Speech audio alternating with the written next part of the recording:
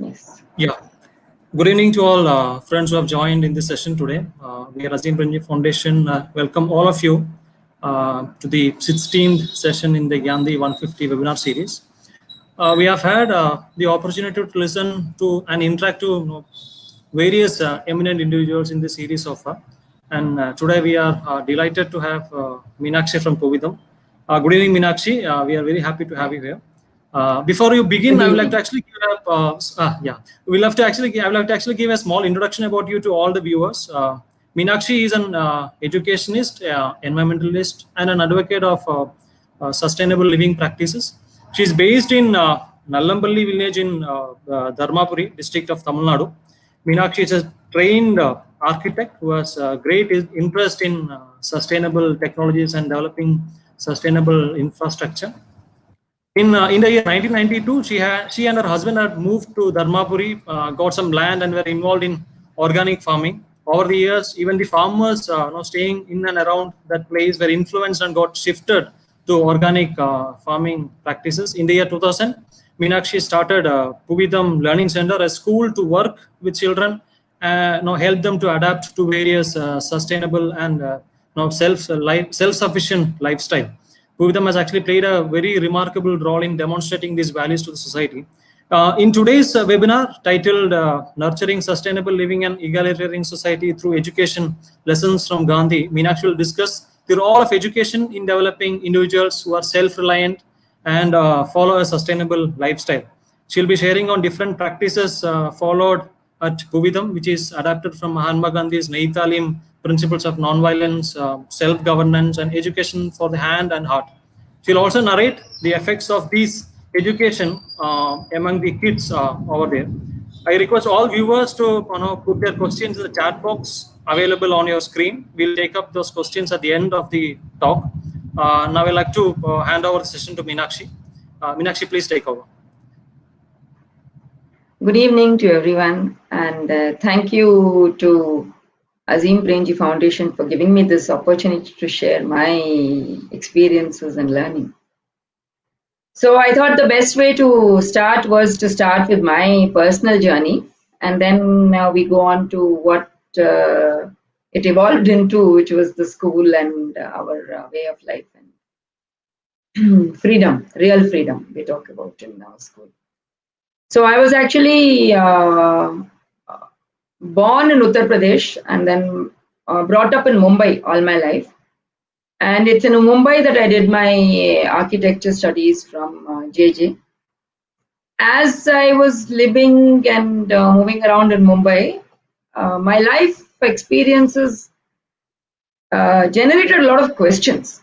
And the questions were around the very sharp disparity that is there in the society today, especially which is very, very, very visible in Mumbai. And the questions were that, why does this kind of poverty exist? Why people don't seem to care about it or don't seem to even notice it or be disturbed by it as I was. And so in the search for trying to understand what was happening around me and why it was so, I came across a few books, and I think Gandhiji's My Experiments with Truth was one of the first books that I really read from back to front or front to back, complete book. And the journey of his life actually inspired me to take life lightly, to take life, to experiment with life. I personally felt that with all these questions, I couldn't find answers anywhere. The only way to find answers or possible solutions or do something about the situation is to be able to experiment with my life, just like Gandhiji had done. So Gandhiji, towards the end of the book, has mentioned that, I am no Mahatma, and anybody can become a Mahatma. It's only about doing what your heart tells you to do and having the courage to take it forward. So somewhere there, I felt that, okay, good. So I also want to become a Mahatma. And I took on my journey with the thing that you get one lifetime. And there's no point in living the way you see everybody else living. You might as well try and see what happens when you change your lifestyle, does it give answers? Does it open out your understanding of what is happening in society and stuff like that? So that's what inspired me to, after finishing architecture, I was searching for meaning. And I went to Auroville, I went to Sri Aurobindo Ashram. I was trying to understand the meaning of life and the meaning of the present day society and why it was as such. So in all those processes, I ended up being in Auroville for about a couple of years, working with an architect called Popo, who's actually been my guru in the process of how to learn and what is really learning.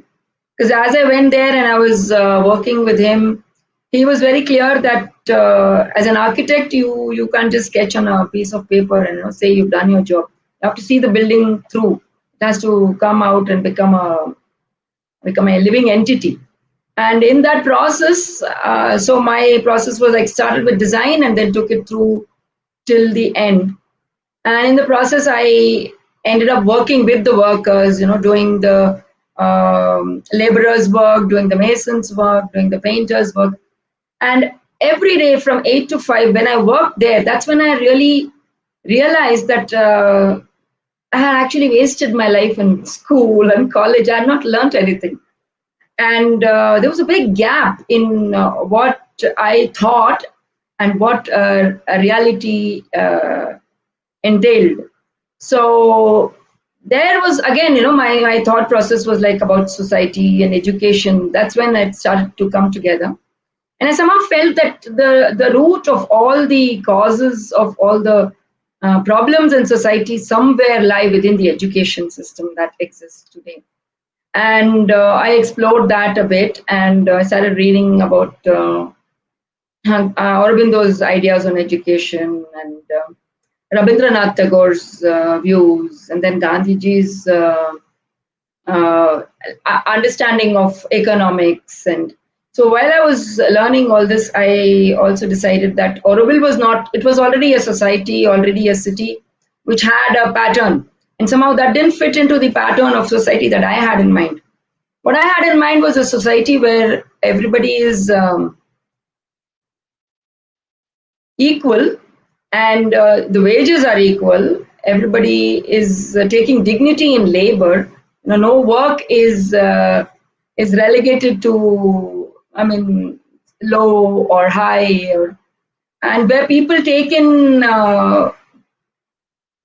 life, simplicity of life, take that with pride. Don't take pride in having too many things, but take pride in having too little things, the minimum. So I somehow came to this thing that less is more, and how to get there now. How do you create a society where people actually value this and decide to have less, because that is actually the better way of living, not just for us, but also for the planet. So while I was toying with all these ideas, I met my husband, and he was interested into organic farming. And together we decided to buy this plot of land in Dharmapuri, which was a completely degraded plot of land. And I said, okay, while experimenting, you start with experimenting with the land, experimenting with food, experimenting with what is possible for an individual to do in this lifetime. So that was the challenge. I took it up. My husband had to travel to get our basic bread and other basic needs. While I used to stay on the land and work.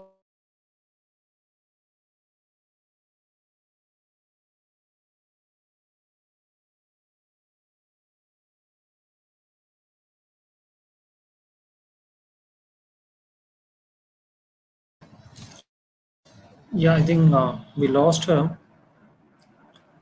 There has been bad rains in Kunnu, so probably she'll be joining in a bit.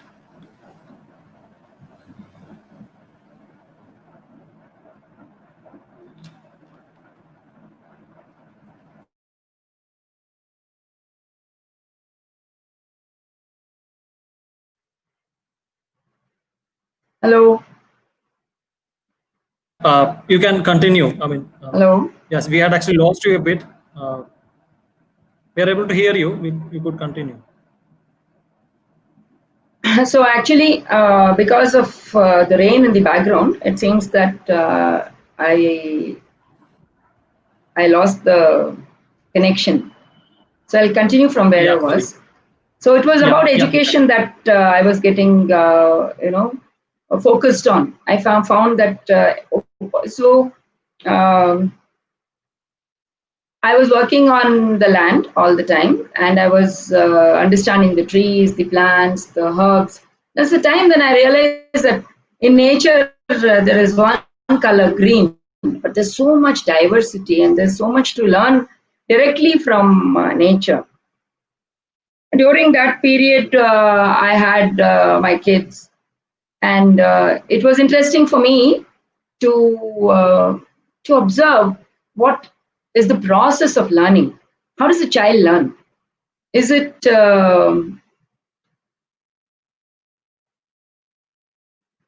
hello?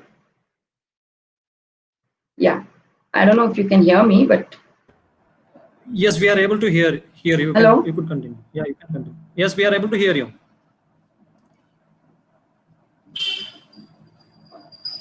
Meenakshi, we are able to hear you. You can continue.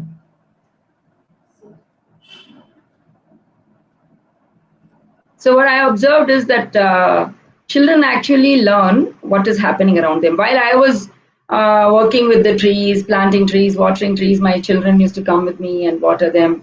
When I used to collect the stones to make the buns, they used to do that with me. When I used to do gardening, planting, they used to do that with me. While taking the cows for grazing, they were always with me.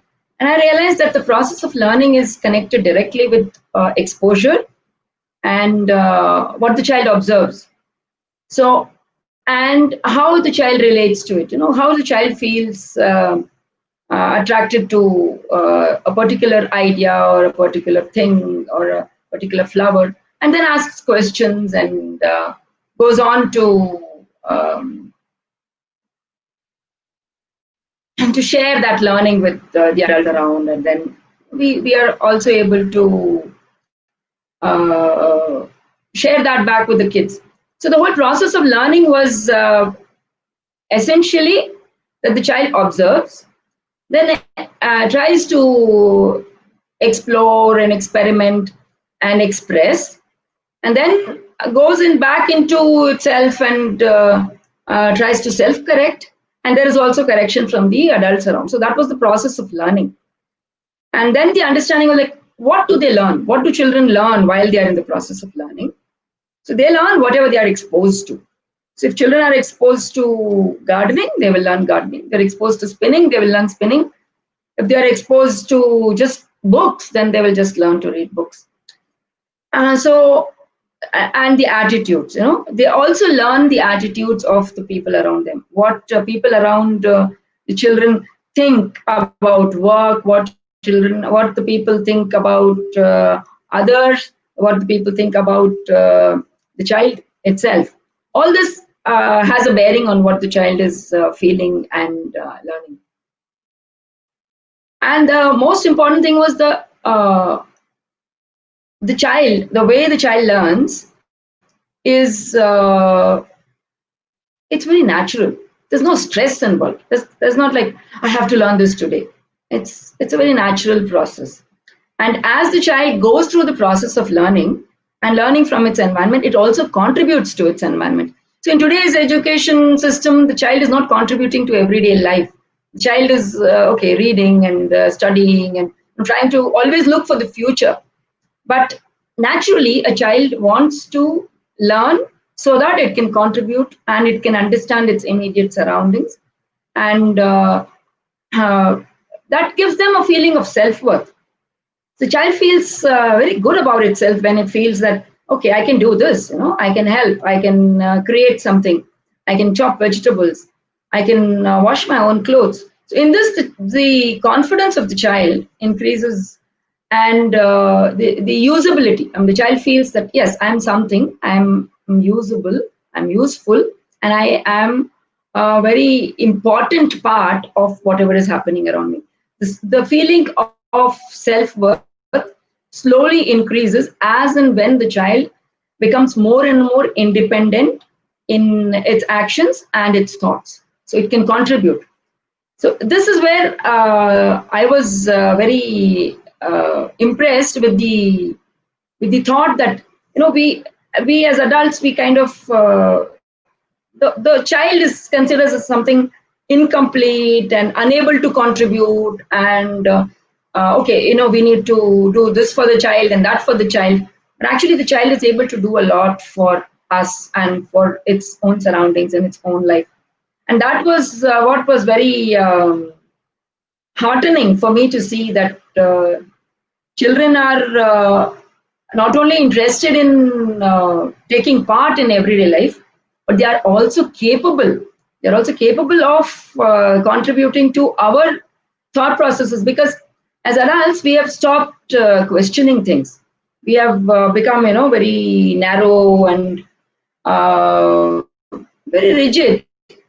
Whereas a child's mind is still open. The questions are many, and if we allow the child to lead the learning, then that would go in a way where it will allow the adult to understand better, not only the child, the process of learning, as well as to contribute to real change in what is happening around us in society.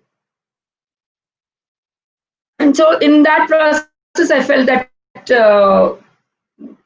that was now the time for me to start the school for my kids, and sending them to the regular education systems, sending them to regular school was something that I felt very unhappy about, because I felt that once the children go into school, I mean, what has happened? The first thing that the child goes into the school, first thing is consumerism. There is a lot of you have to buy a lot of things for the children. Second thing is competition. They have to be as good as this guy or as good as that guy, and then this coming first and second and all this. So the whole process, starting from consumerism, the child starts feeling that, okay, my bag is not as good as this guy's bag, or my pencil is not as beautiful as that guy's pencil. It goes on. Then my marks are not as good, and that what essentially does to the child is it increases the fear, it increases the inner violence. It's not able to express. Some children do express it, but there is a kind of a disruption in the way the child has been interacting with the real life till then and from then on. So I felt that I don't want to send my children to the school where what they're going to learn about themselves is going to be either they're going to be very good and they're going to feel very great about themselves, which is they're going to be feeling very superior, or they're going to feel very inferior, or they are going to be mediocre. So this comparative and feeling of not being as good is something that I felt that no child needs to go through.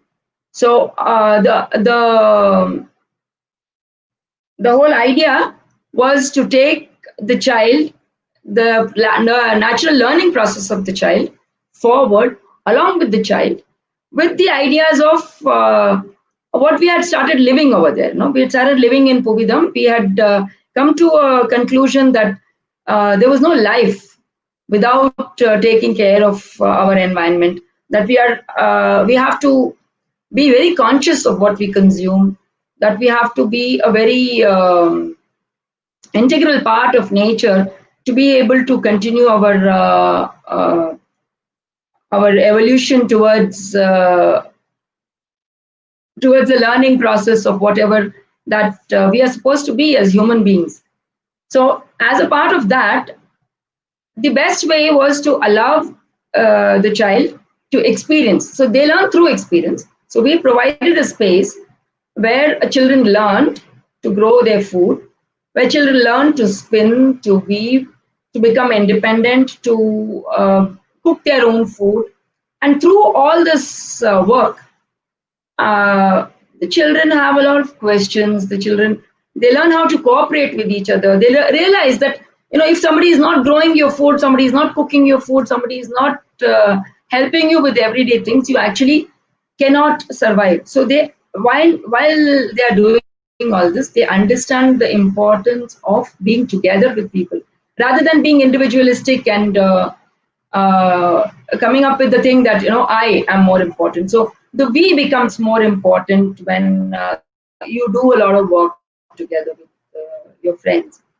And during that process, there are a lot of questions generated. So, like for example, when the children are working in the garden, we're using a crowbar.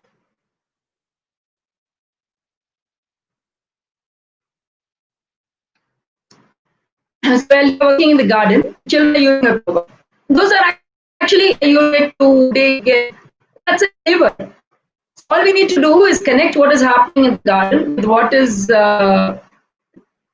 happening in their books.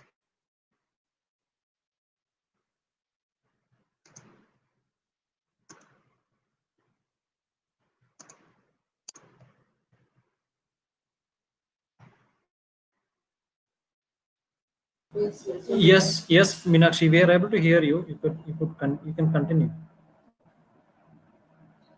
Okay, so yeah, because it's raining and there's a lot of lightning, so it looks like we are missing it. So that process of working in the garden can actually easily integrated with what is happening in our science lessons.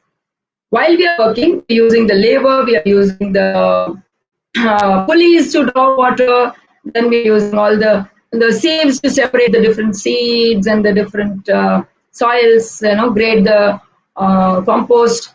So all this is a kind of a whole kind of a learning. So we decided that we are going to take our education in Puvidham forward to farming. Farming is the base because food is the base. Without food, there is no chance of survival.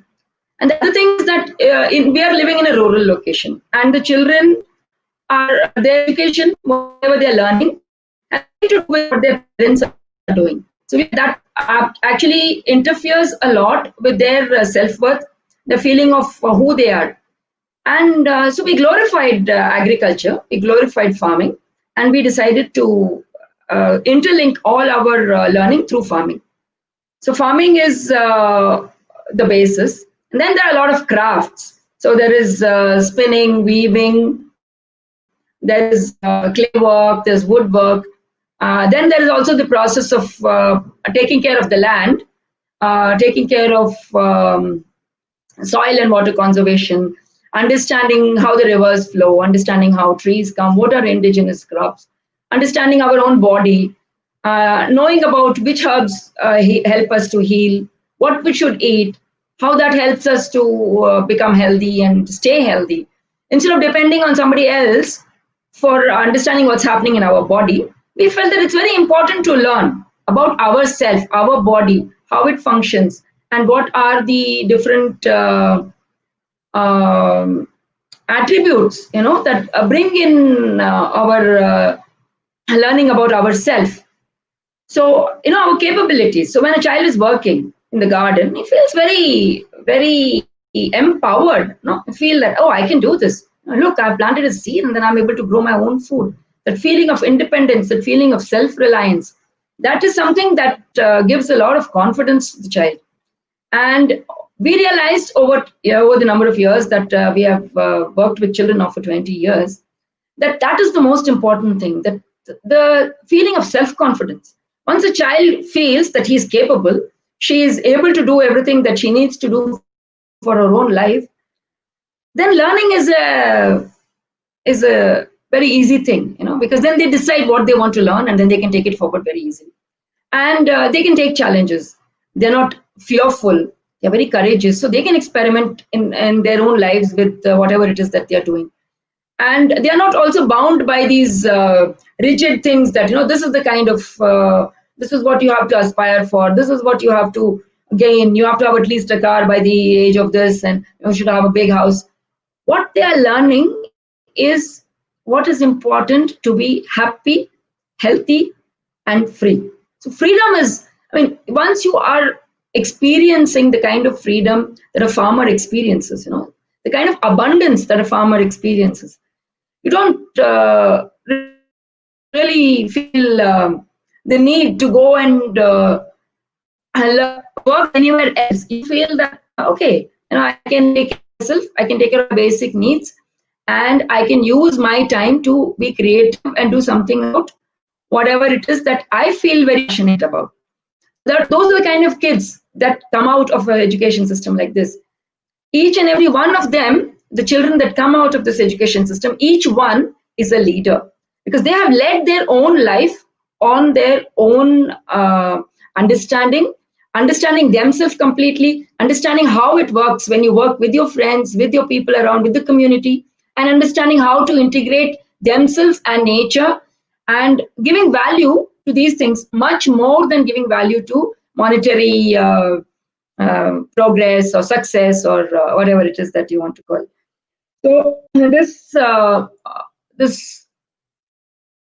whole process of learning is also completely free of violence, because you don't force the child at any point of time to do anything.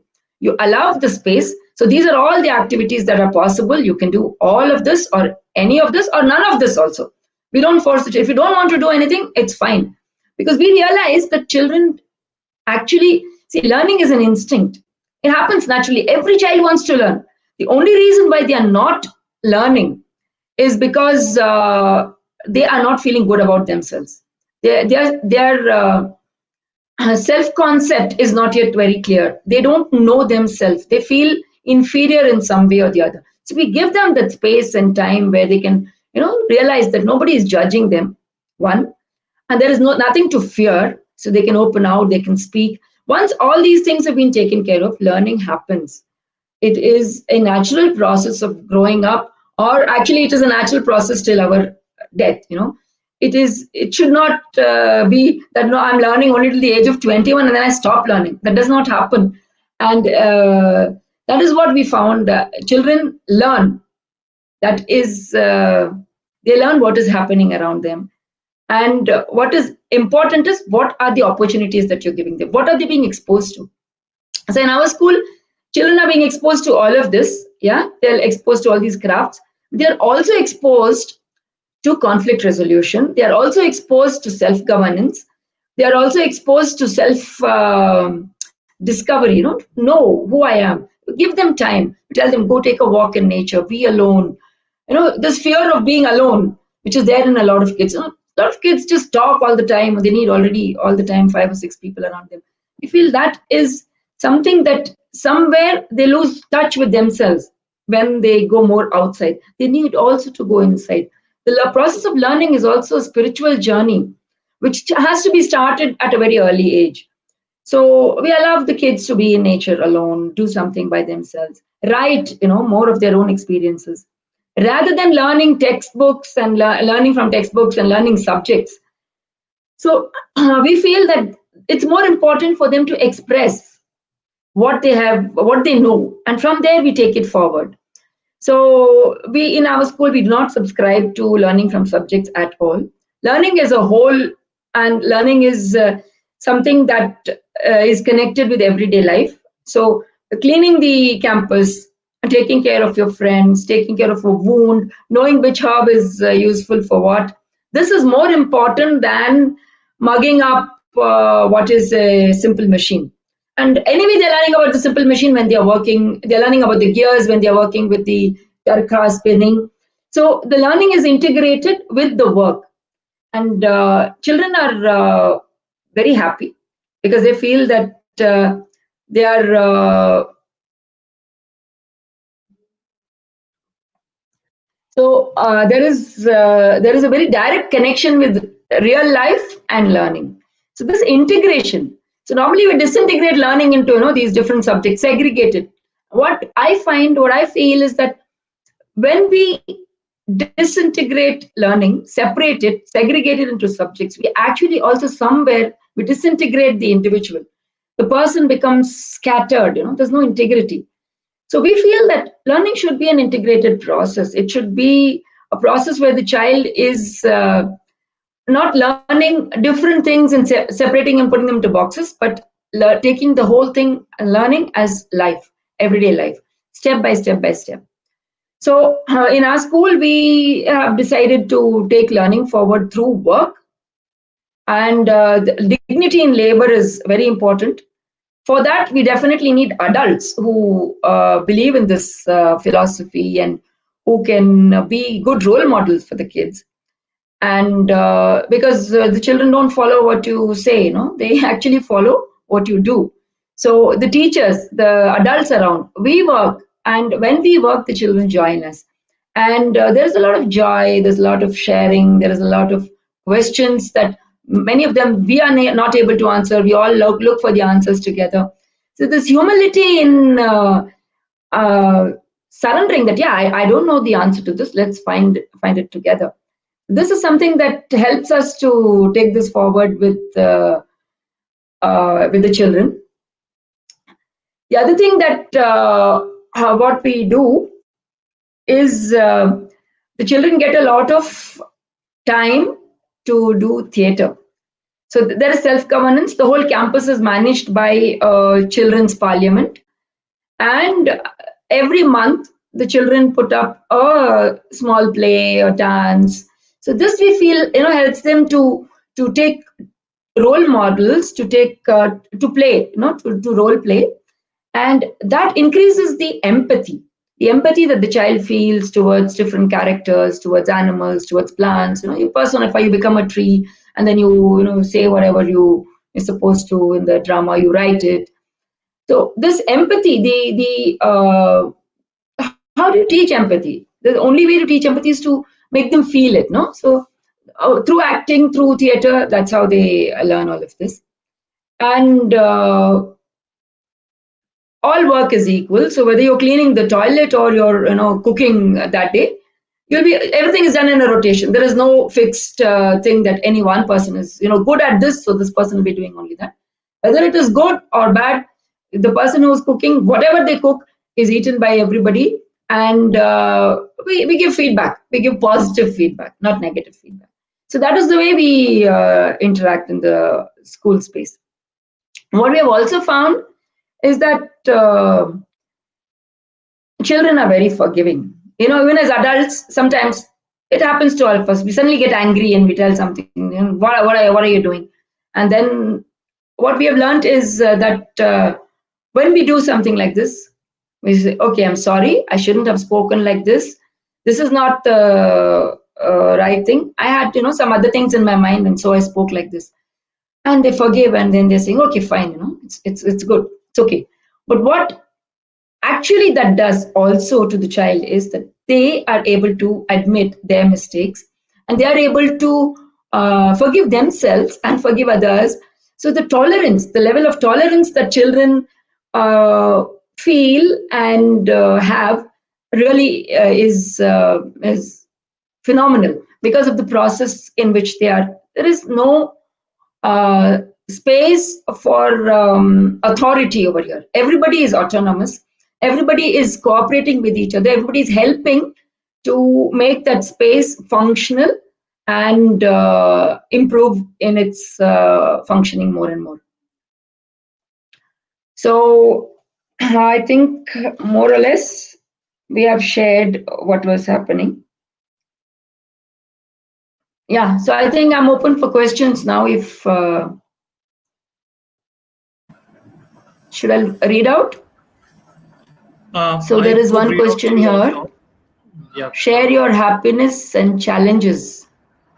Yeah. Should I go from up, down? You could take that up if it is okay. I can. How should individuals be motivated that one's own contribution can lead to a societal change? Yeah. So my own life, when I had all those questions, I realized that yeah, it's very easy to raise questions. Why is this like this? Why is that like this? But then who's going to find the answers? And I would like somebody to behave like this and somebody to behave like this, and this should have happened in this particular fashion. But I'm not able to, even most of the time, unless I consciously make an attempt, control my own aspirations, my own behavior, my own greed. So if I focus on changing myself, then I become a node from where change starts to ripple out. So that's how we share this kind of thinking and this kind of discussions we have with our kids. And that helps them to understand that it is more important to change yourself than to try to change everything around you.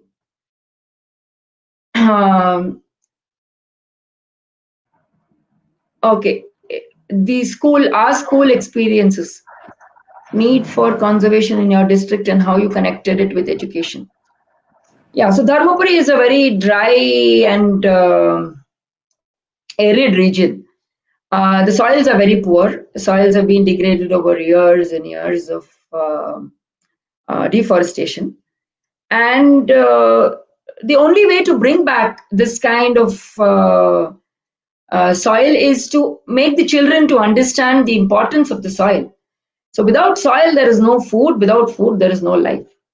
So how to build soils? How so to understand the process of soil formation? Then to use the latest modern thoughts of permaculture and biodynamic farming to build soils.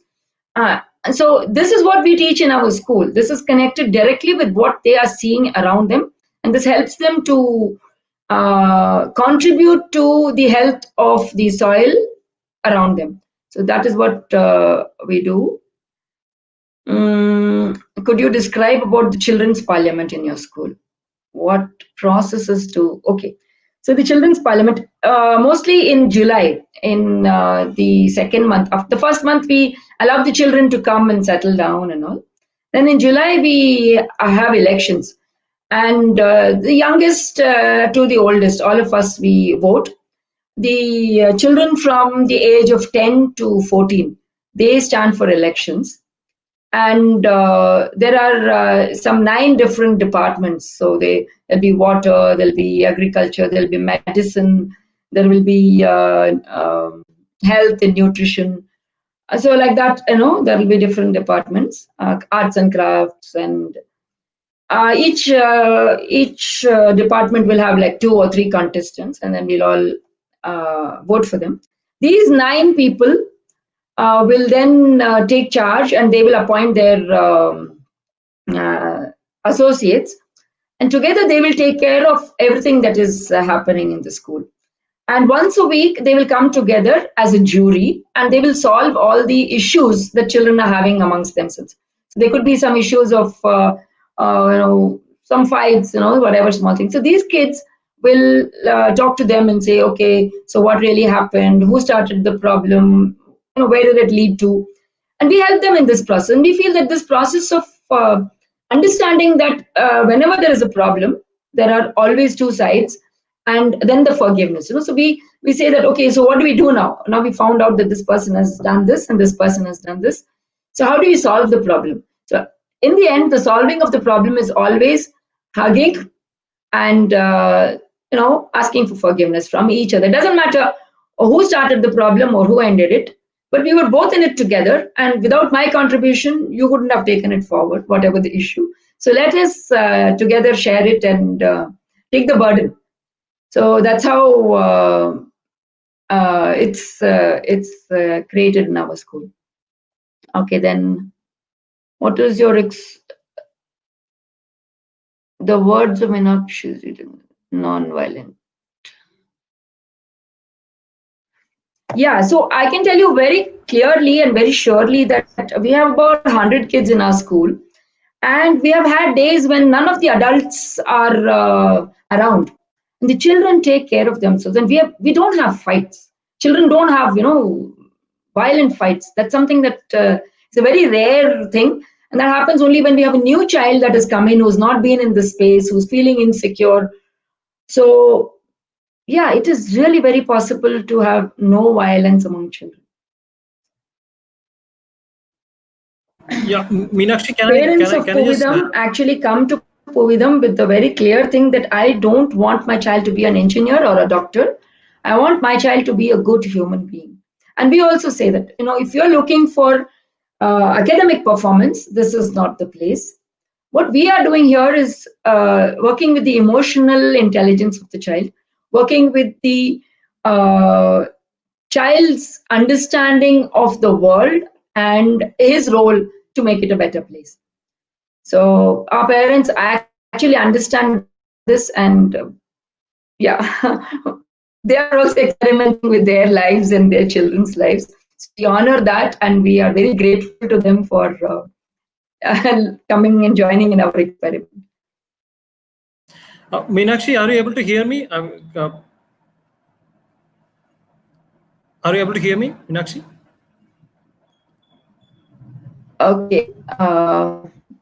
Is there anything else? Any other questions that Meenakshi, could you actually talk a little bit more on the non-violent education rooted in context of local needs? Could you talk a little bit more on that? So, non-violent education rooted in context of local needs. It's actually the whole thing about Gandhiji, which is something which is very, it's really difficult to imagine that Gandhiji actually understood sustainable living about 150 years ago. He knew what the world is going to come to. And he talked about it then, that, minimize your needs, keep yourself local. Not only is it healthier, it is healthier for the planet, it's healthier for us, it is better for the economy. So this whole thing of connecting localization and sustainable living, something that he's done about 100 years ago. And we find that children are able to understand this, children are able to relate with this, and there is a very deep connection that they feel with their land, with their spaces, with the forest that they have played in, with the rivers that they have swum in. And that connection is very easy to build on. That you want to hold on to this, you want to protect this. You don't want it to get lost and get how do you say, polluted. So children take this on pretty seriously. And we feel that the non-violence part of in anybody's person, any person who has not experienced violence in their life are more likely to be non-violent, rather than the person who has gone through a lot of violence. They feel that's the norm. So if we in school, we make space where we are all the time making, even if, just making a child sit in one place, a child of 3 who wants to just run around and play, you make them sit in one small spot and say you have to sit there and you have to do this. That itself is violence. So, and then there is the other violence, that they have to read something that they don't want to, they have to do something that they don't want to. Then there is the violence of the exams, that they have to be evaluated. Why should a child be evaluated? Child is doing its best. Why can't we base our whole education system on trust? The present education system is whole based on mistrust. The government doesn't trust the management doesn't trust the teacher doesn't trust the child. So what we are handing down is mistrust. What we are handing down is a complete lack of faith in themselves and in the system. And then so the creativity goes out. If nobody is going to trust me, then I don't want to do anything more than I just have to. So we feel that whole thing has to go on its head. We have to trust the child, we have to trust the teacher, the government has to trust that the schools are going to be, the management is going to be able to do the best. So that is the way it has to go. The management has to trust the teacher. The teacher has to be able to give feedback to the management, saying like everybody has to have an autonomous voice. Right now, there is no voice. In education, the voice of the child is not heard at all. The voice of the teacher is very meek, and the only thing that is very loud and clear is the demand of the system to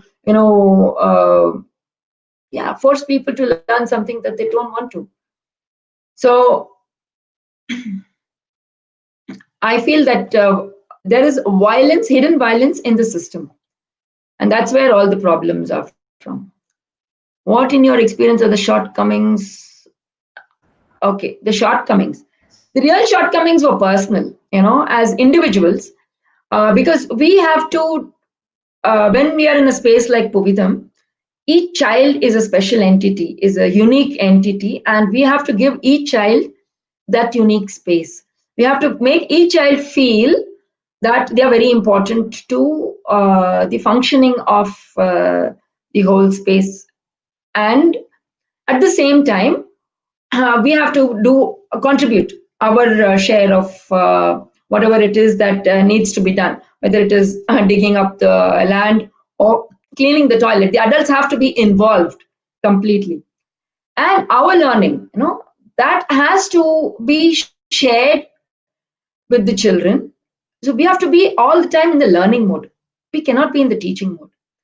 And that is what has been the major challenge, to accept that we are here together to learn, and that the child is a whole entity, a complete entity, and to keep that thought and that special space for each child. That is the challenge. Otherwise, physically, yes. I mean, we have situations where we have a hostel, so we have about 40 kids. There have been times when we have had no funds to buy fruits or the normal, even rice. And the only thing we have had to have for a whole week is porridge, just ragi porridge. And what we found that children are able to understand that kind of situation, and they are able to adjust. They are very resilient and they are very cooperative.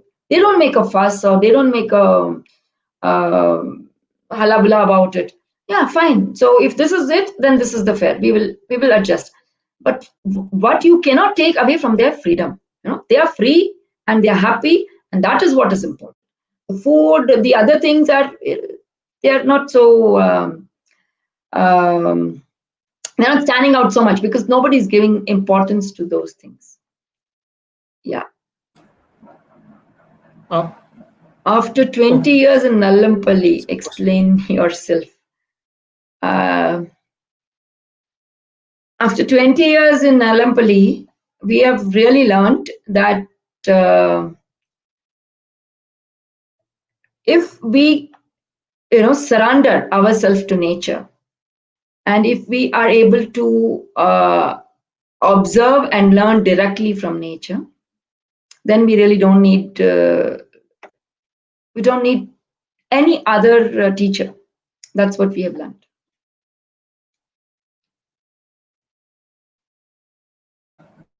Any other questions? बच्चों को अपने से रचनात्मक कार्य कर सकने की स्वतंत्रता होनी चाहिए. हाँ है, डेफिनेटली दे आर क्रिएटिव, और वो अपना काम करते भी हैं अपने आप से. अपने शिक्षण कार्य में गांधी जी के आत्मनिर्भरता, अहिंसा को भी शामिल किया है. इसका पाठ्यक्रम किस प्रकार तैयार कर पाते हैं? So Siddharth, I am going to answer in English because I feel it's better in the present circumstance.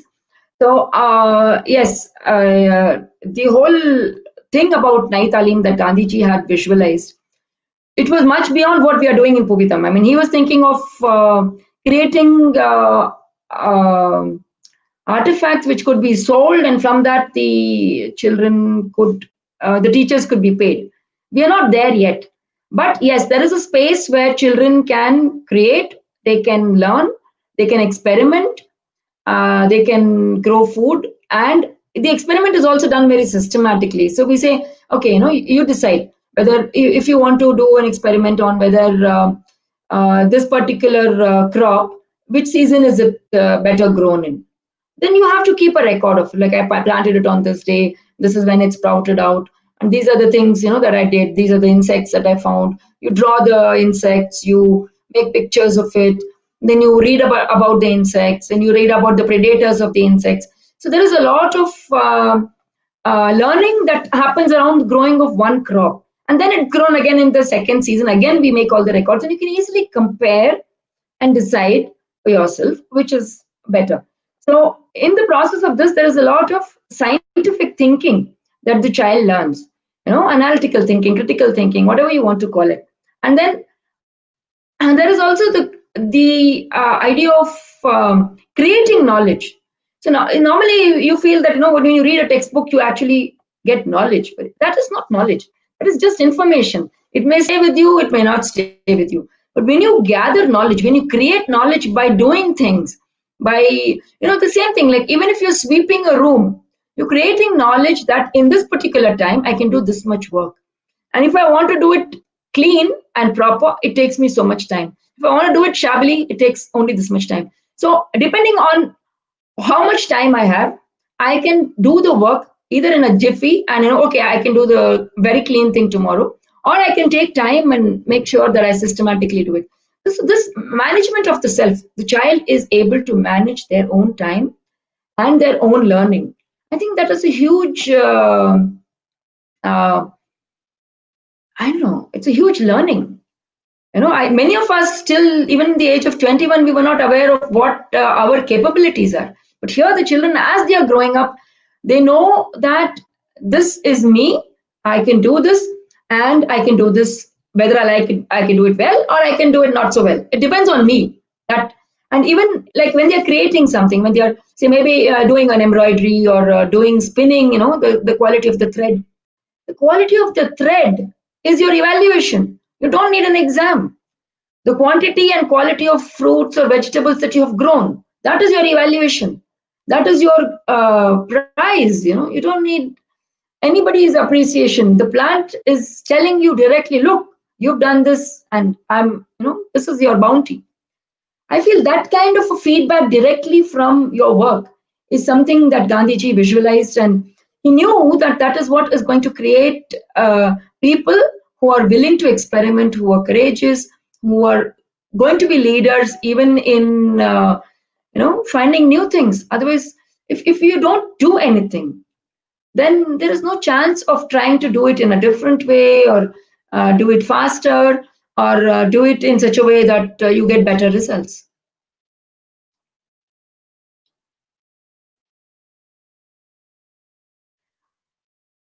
Okay, sound very organic, but don't you think it will lead to their cutoff from the rest of the world?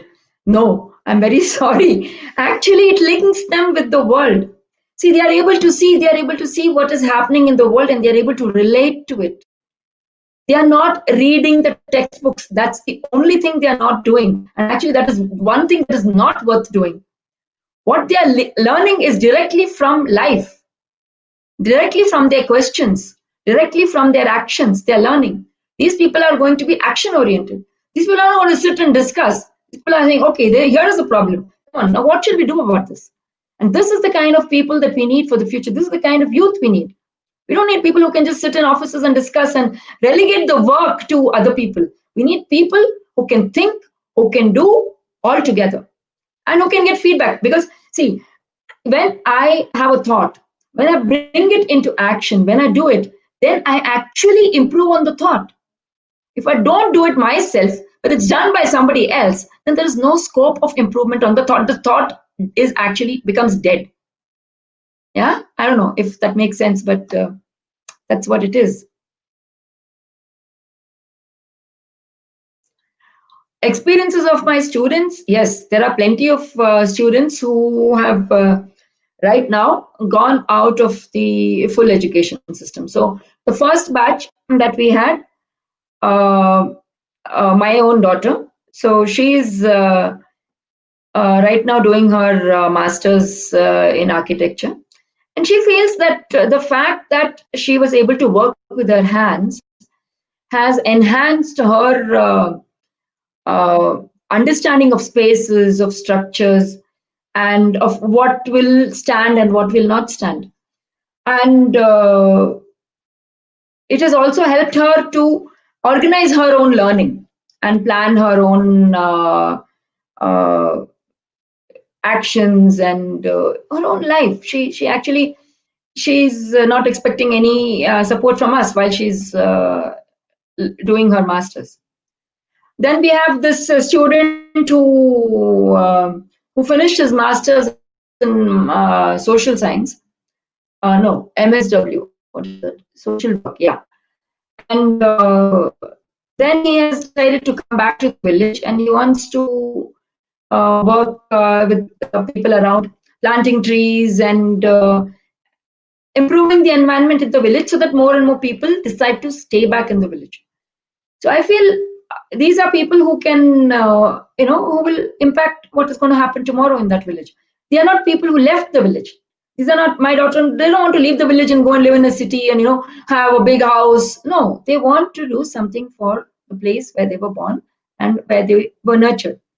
And I feel that is because of the fact that they have had the experience of knowing they're capable of doing this.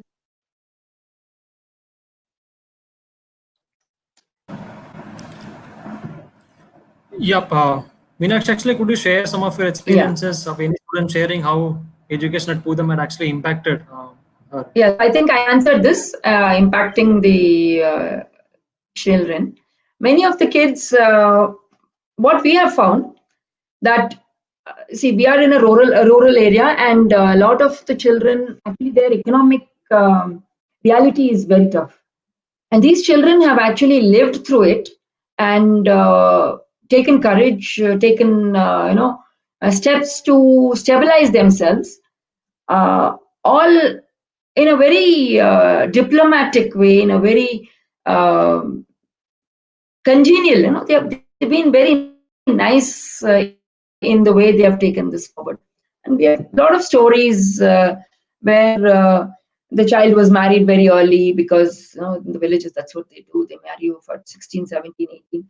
They've gone through the process of having a family, then come back, and now they're working on themselves. So continuing their education, trying to do something creative with their life. So a lot of such experiences are there.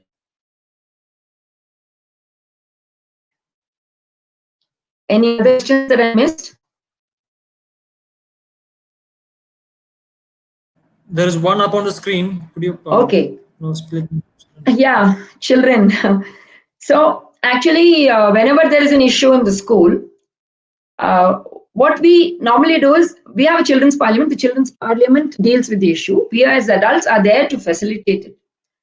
So when, like, say, for example, if a child has stolen something, then and they get something is missing. So we have to find who stole it, where it has gone. So we call the whole school and say, oh, this particular is, and need to find it. And if somebody has taken it, if you know, please let us know. And the whole child who has stolen found out. How do we do with that situation? So this child, look, next time you want something, don't steal, just ask. You want this, you can keep it. If you have use for this, please take it. And we actually return it to the child. If at all, anytime there is a kind of a physical fight between two children, we talk about how, what is the, so we actually go back to what started it.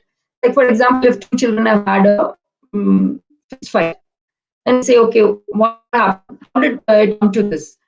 And them will say, okay, this guy, he said something about my family, so I got angry. So we can talk about anger and say, okay, so it's good to get angry when someone speaks about feeling. Yes, you should get upset, but is now that you have hit, does that have that resolved your anger?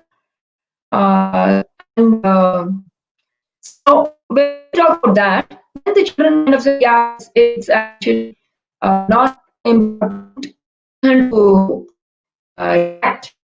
It's important to respond to the situation. So that's what the children learn. So we talk about it and we discuss it, and we find out, finally the end result of is that even if we said something, if you had not challenged that particular, you could have taken this forward in a different way. So that patience. Meenakshi, your voice is keeping on breaking. Not sure if it is clear for us. Yeah, we have again lost her. Probably she'll join in a minute.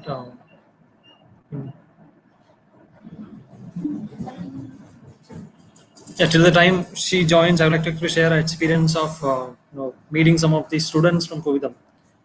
Yeah, I think she's back. No. So a couple of years back at Pondicherry, we had organized a learning festival sort of program where children from various government schools used to were actually called to a center place where this festival had happened. And yeah, Yeah. I think she's back. Meenakshi, I was actually sharing an experience of having your students in one of our programs in Pondicherry. I also had actually lost you when you were responding to that question on how do you actually deal with children. But that response was actually in the voice was continuously breaking. I can actually share my experience a little later. Also, could you repeat that response again? Can I get that question again? Is it possible, Bakul? Can you just repeat it? Yes. Repeat that response. Response to how we take care of kids when they have problems, right? But somehow the audio is again breaking. But I think you could continue speaking. I just lost that question.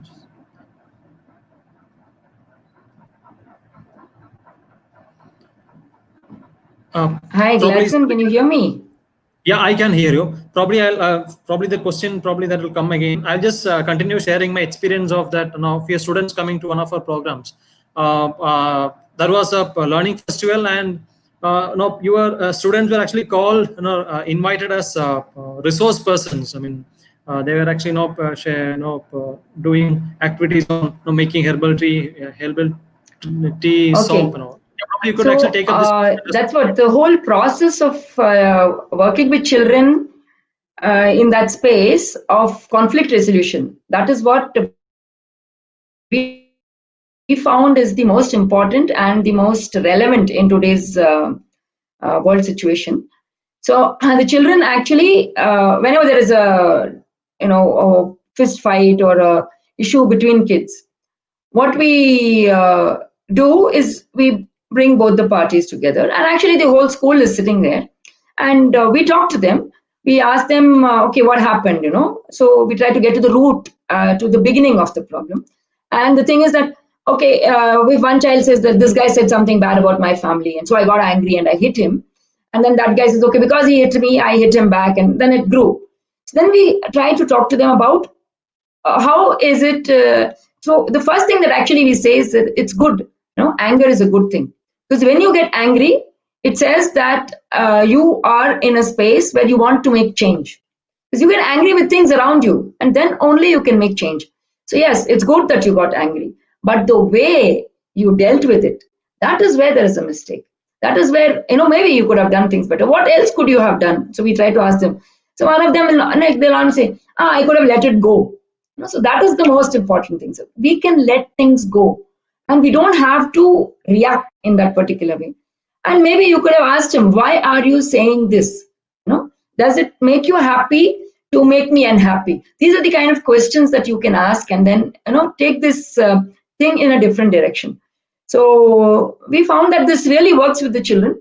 And not only that, when there are other children who are observing this conversation, it also helps them to navigate themselves through next situation.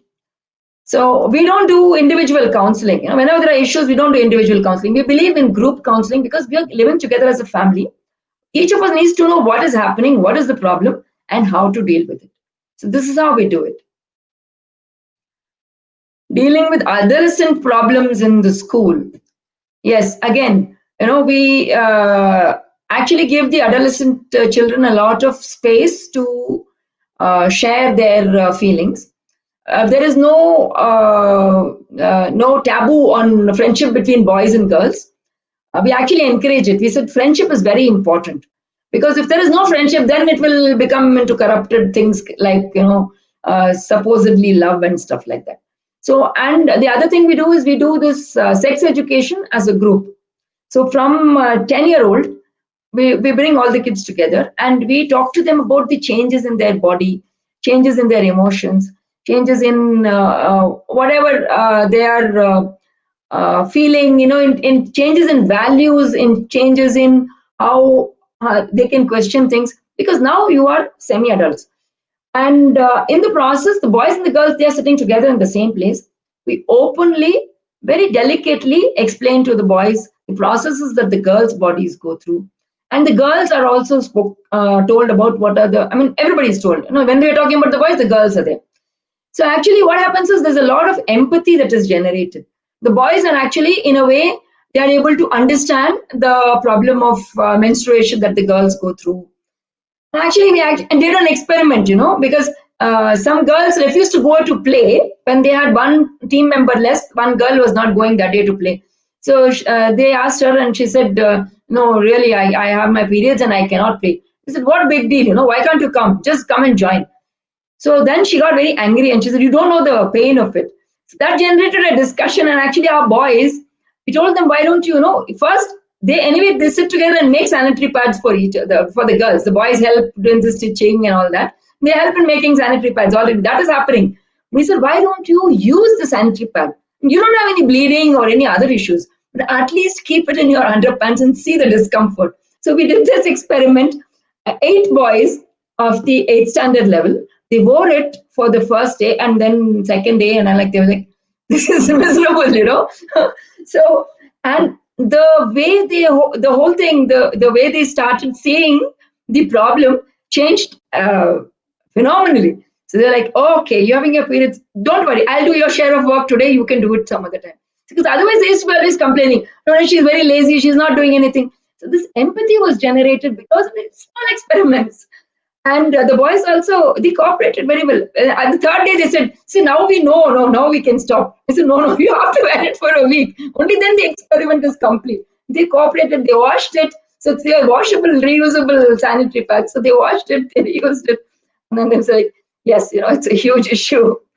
So that is the way we deal with issues between kids, and also the issues that they will be having in their own lives. Each man is going to come face to face with a woman and womanhood every day of their lives. And if that empathy is not generated in the guys, how much ever you talk about gender issues to the female, it's not going to help. That's a very, very interesting experiment.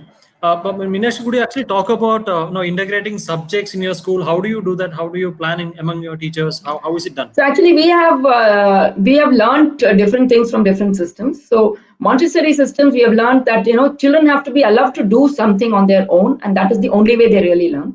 So we use that. Then we have the Montessori material, but we realized that the real nature is much better. It's even more better than the Montessori material in learning everything. Then we also learned from the Waldorf system that if you have one teacher for the whole year for one class, there's a stable relationship between the teacher and the children. So you don't have subjects and teachers, different teachers coming in. There's one teacher. It's one small family, and there is a lot of emotional relationship that is built between the children and the teacher. So this teacher is actually taking them through the whole journey of learning throughout the year. So there's no other teacher. This is the class teacher, and this class is not a class of just 6-year-olds. It'll be there'll be two close by years together. So there'll be 6-year-olds and 7-year-olds will be together. 8 and 9 will be together, and then 10 and 11 will be together, like that. When they are combined, there's a lot of peer learning. They help each other. The class management becomes very easy for the teacher. And the other thing is that we don't go into subjects. So what we have done is we have learned from our past. We've realized that actually story is a very strong and potent way of teaching concepts to the children. So we've written stories and concepts that we want the children to learn. And for us, the most important concepts were environmental concepts, social concepts. And scientific concepts we are learning when we are working. So that we are not worried about. So this is the way we are, integrating our learning.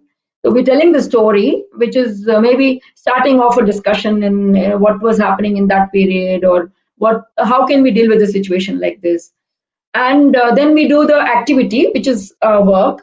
and through which we also get an idea of the scientific concepts, like the concepts of even botany, knowing the names, getting leaf imprints, identifying the insects. All this comes from what we are doing in everyday life. History can be easily connected with so we start with the personal learning of history. So we talk about who are you. We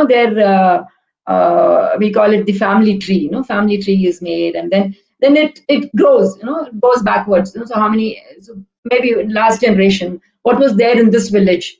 So it's connected with the locality. So they talk to the parents, they talk to their relatives. How was life over here about 20 years back?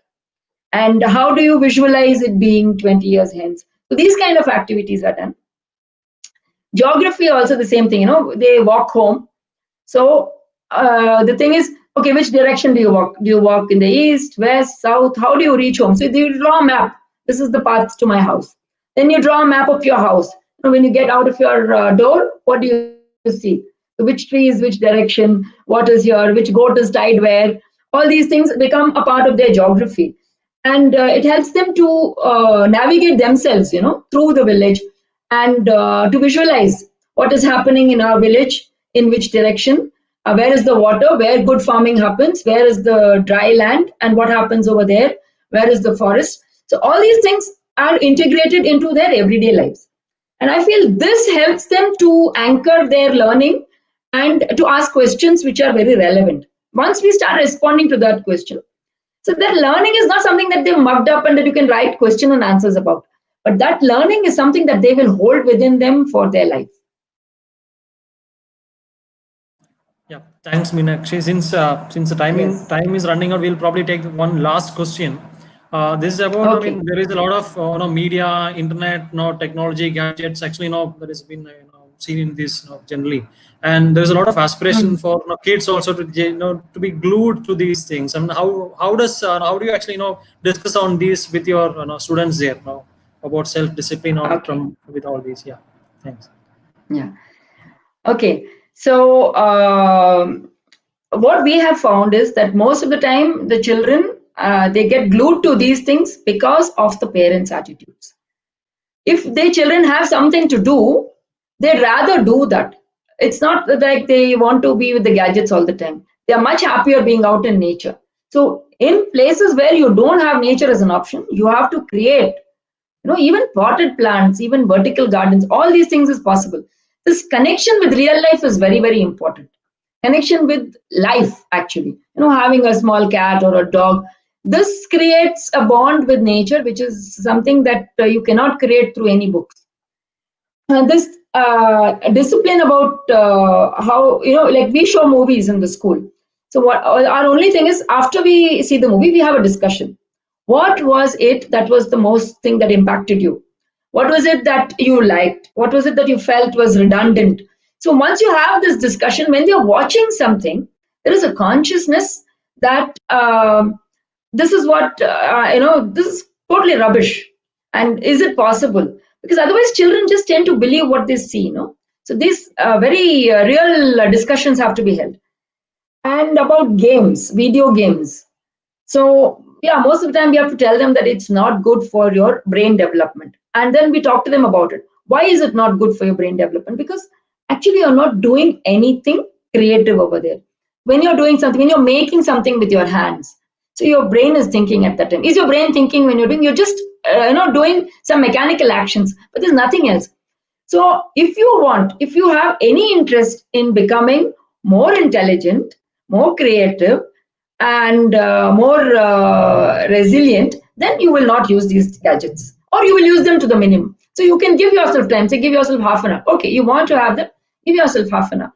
So we found that children are able to understand it and limit themselves accordingly.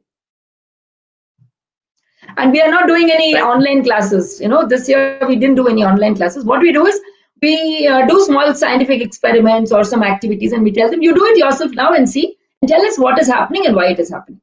So it's activity based, but it's not online classes, because it's hypocrisy. On one hand, you say don't look at the phone, don't look at the laptop. On the other hand, you're doing online classes. And where does it make sense? So all to our convenience. So that's the way it goes. Thank you so much. I was actually now sharing a brief experience of your students coming for one of our programs for learning festivals that happened 3-4 years back, and we could actually really see how confident all those small young kids were. We had adult facilitators, and these were also when these kids were also facilitating some sessions there. Sessions, I think they were actually facilitating on how to make soap, how to make herbal tea, herbal porridge, and they were asked as the adult facilitators, and they were confidently responding to questions. All of those were actually very interesting to see. How your kids are being very confident and very taking up those challenges. That's a really nice thing to see. And thank you so much for coming for participating in this webinar. You have actually taken us through a long journey, probably a 20 years of journey of yours at Puvidham. About experimenting and having the courage of experimenting something. About experimenting on non-violence, about experimenting on self-sufficiency. There's a lot of learnings that we're actually getting from all these sharings. And you would actually talk about multiple things that you are doing in school. Thank you so much for spending this time. I hope all the viewers here also would have actually got these experiences. Probably try to connect with you also. Whenever they actually get a time to know more about your work. Definitely. So may you have more deeper work going forward. So we also have lessons to learn from you. Thank you so much. Thank you so much for joining. Thank you. Yes. Thanks all of you. Thanks all the viewers. Bakul, all of them will actually supported back at the back end, and we shall see in the next week for the next webinar. Thank you so much. Yeah. Bye. Have a great weekend.